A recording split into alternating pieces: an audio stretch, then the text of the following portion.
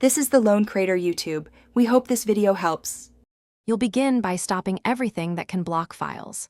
Close Android Studio, shut down emulators, and kill any Java, exe or Studio 64, exe in Task Manager.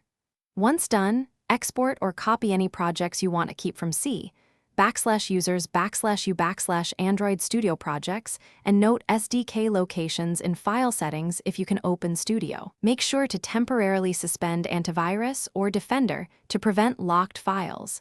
This makes deletion deterministic and avoids partial uninstalls. You will now remove the main apps and large data. In Settings Apps or Control Panel Programs, uninstall Android Studio. Follow prompts and choose to delete user settings if offered. After the uninstaller runs, manually delete the SDK folder, commonly C, /users/appdata/local/Android/SDK, and any Android/avd folders under C, /users/u/. Android. Once done, remove emulator system images and cached Gradle files in C, /users/u/. Gradle to reclaim space and remove residual tools. Finish by removing leftover settings and registry entries. Open Regedit and delete HKey current user /software /Google /Android Studio and JetBrains entries for Android Studio. Be cautious and export keys first.